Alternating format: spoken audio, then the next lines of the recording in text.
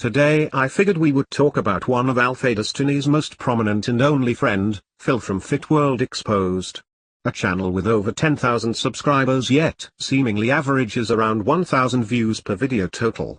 With redundant content such as overcomplicated variations of normal lifts and 57 bang for your buck glute exercises you can't live without, I think it's time for us to delve into the enigma that is Phil's balding mind. First off, a quick tutorial on how you make a Fitworldexposed video.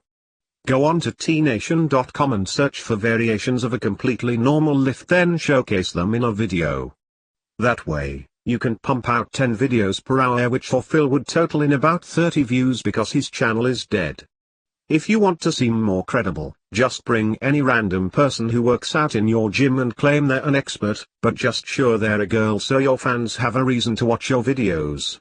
I think we should begin our analysis by checking out what kind of lifts Phil has, and I'm not talking about his shoes, that comes later. What I mean is his list of his best lifts found on his website, whereby only 2 of them are conventional lifts and the rest are literally who gives a fuck. The lift I want to focus on is his overhead press, which appears to be at 185 pounds.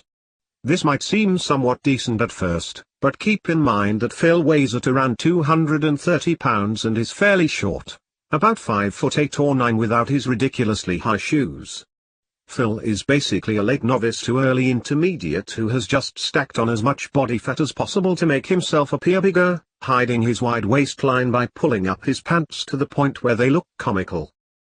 Another thing Phil loves doing is stacking on as much layers of clothes as possible to appear even wider, probably due to body dysmorphia. For example, in copedestiny's testimonials regarding naturally enhanced, Phil's after photo is literally him in a winter jacket and sweatshirt.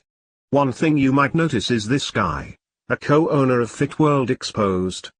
His name is Joshua, and it's safe to assume he has completely abandoned the company due to Phil. You can see him in some of Alex's older videos, and there's clear contrast between him and Phil.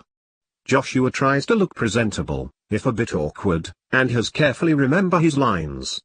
Compare this to Phil from the same company, who sits in a slouch's manner, unkempt and in a beanie talking in a really incoherent way. It should also be noted that Joshua is a lot bigger, leaner and stronger than both Alex and Phil, with a bigger prominence of conventional movements in his training, judging by this list, which for example shows a 225 overhead press. Meanwhile, Phil enjoys cluttering their YouTube page and website with horrible videos and e-books. Speaking of e-books, the ones Phil has for sale are completely contradictory to his physique, way of training and health.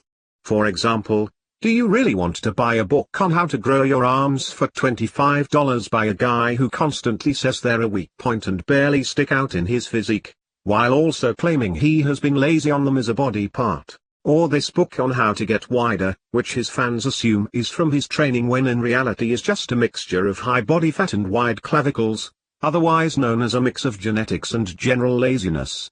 This brings us to another point about Phil and his horrible methodology when it comes to training, completely neglecting certain body parts. Phil's body dysmorphia has led him to only crave being bigger, only focusing on his upper back and hamstrings while neglecting his quads, arms, chest and abs. He has also outright admitted that he's too lazy on these body parts sometimes. Do you know what happens when your muscles aren't in balance? Injury. You know what happens when you get injured? You lie and blame your flat feet on it. You know what you don't do when you get injured? Keep selling overpriced injury prevention ebooks. I decided after a while that I wanted to just write books on how to prevent injuries. Okay. Because I was getting so many injuries myself when I was a novice, when I was following minimalist systems, and when I was running split routines, and I just wasn't training the right way, and I wasn't seeing things through. I was lifting way too heavy too soon, and it wasn't optimal for me.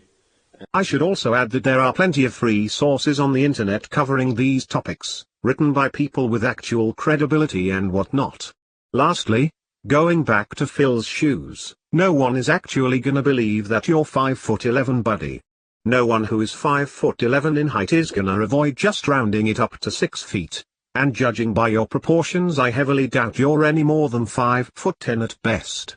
if you don't count his ridiculously high shoes into the equation. What are those? What do you think of doing your eyebrows? Doing my eyebrows?